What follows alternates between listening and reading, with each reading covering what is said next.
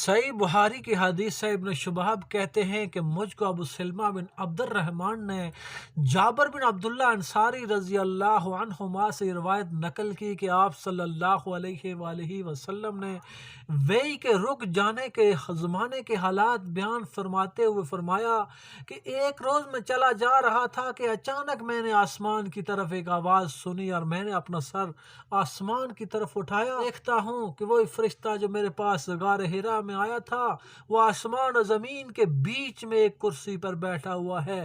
میں اس سے ڈر گیا اور گھر آنے پر میں نے پھر کمبل اوڑھنے کی خواہش ظاہر کی۔ اس وقت اللہ پاک کی طرف سے یہ آیات نازل ہوئیں، اے لحاف اوڑھ کر لیٹنے والے، اٹھ کھڑا ہو اور لوگوں کو عذاب الہی سے ڈرا اور اپنے رب کی بڑائی بیان کر اور اپنے کپڑوں کو پاک و صاف رکھ اور گندگی سے دور رہ۔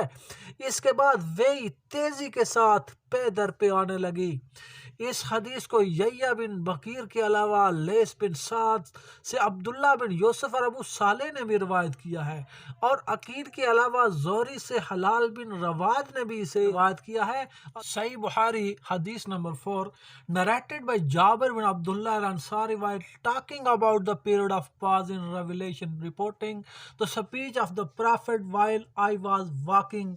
All of a sudden I heard a voice from the sky. I looked up and saw the same angel who had visited me at the cave of Hira sitting on a chair between the sky and the earth.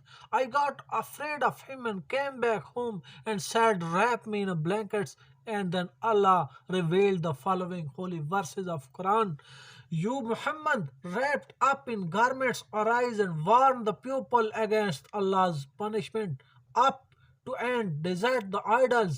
After this, the revelation started coming strongly, frequently and regularly.